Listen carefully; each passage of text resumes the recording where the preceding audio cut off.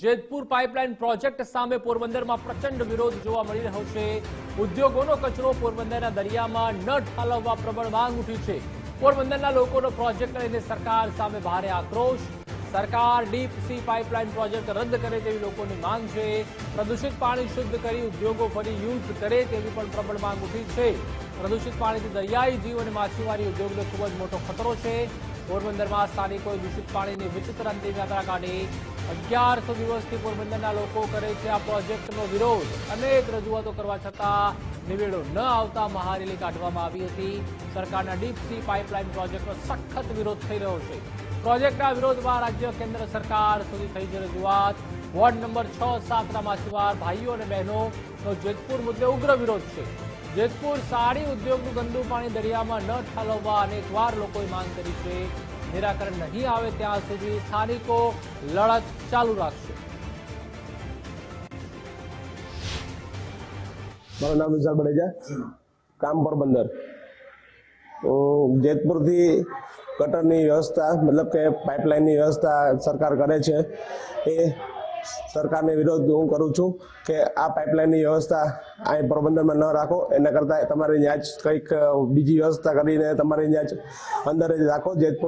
જેતપુરનું ગંદુ પાણી આપણા પોરબંદર ઠલવવાની યોજના ચાલી રહી છે, જેનાથી આપણે ગંભીર બીમારીનો સામનો કરવો પડશે। એના કરતાં આપણે ના ઠલે એના માટે હું એની ખિલાફ છું। पानी निकाल करके केमिकल युक्त वो यहाँ पोरबंदर में लाने की योजना बनाई जा रही है, तो उस पानी से बहुत सारा नुकसान होगा। यहाँ पर डीप सी में जो पाइपलाइन के द्वारा पानी लाया जा रहा है वो यहाँ पोरबंदर ना आने पाए, उसके लिए मैं विरोध प्रदर्शन कर रहा हूँ अपना। हाँ, पानी आવું જ નથી। અત્યારે અમે 70% ઓલરેડી ભાંગેલા છે, આવશે તો 100% ભાંગી જશે, તો પછી અમારે કયો ધંધો કરવાનો? હવે આપણે આ જેતપુરના જે કેમિકલ પાણી છે જે પોરબંદરમાં દરિયામાં ઠાલવે છે, પરંતુ એ જે પાણી છે એ પાણીને જો તમે રિડ્યુસ કરી અને ત્યાં જ રાખે તો એ પાણીનું ત્યાં જ ઉપયોગ બની શકશે। સરકાર અત્યારે આટલો ખર્ચો કરે છે, આટલી મહેનતો કરે છે, તો આ જે પાણી છે ત્યાં જ રિડ્યુસ કરે તો વધુ સારું રહે। સરકારે જે પેલા જેતપુરના કેમિકલ યુક્ત ગંદા પાણીનો પોરબંદરના દરિયામાં જે ઠાલવવાનો પ્રોજેક્ટ જે છે બહાર પાડ્યો છે તેનો હું વિરોધ કરું છું, કેમ કે પોરબંદર છે એ સુરખાબી નગરી અને સુદામા નગરી તરીકે પ્રસિદ્ધ છે। અમે સરકારને એક રિક્વેસ્ટ કરીએ છીએ કે જે આ જેતપુરનો પ્રોજેક્ટ અહીંયા પોરબંદરના દરિયામાં ઠાલવવામાં આવવાનું જે નક્કી કરેલ છે તેને સતત રદ કરે, કેમ કે તેનાથી પશુ આપણા જે પોરબંદરના રહેવાસીઓ છે એ બધાને નુકસાન કરવાનું છે। આજે નિરમા ફેક્ટરી આવેલી છે જે સૌરાષ્ટ્ર કેમિકલ તરીકે ઓળખાય છે પોરબંદરમાં। જ્યારે કોરોના સમય હતો ત્યારે એટલી બધી ફેક્ટરીઓ બંધ હતી ત્યારે અમને ફિશ મળતી હતી અને નજીકમાં અમે માછલા પણ આવતા હતા। હવે જે જેતપુરનું કેમિકલયુક્ત પાણી અને નિરમાનું જે પાણી છે એના હિસાબે અમારી રોજીરોટી હાવ છીનવાઈ ગઈ છે। જેતપુરથી જે ફેક્ટરીનું પાણીની યોજના છે સરકારની, એ દરિયામાં ઠલવવાની યોજના, એનો વિરોધ છે મને।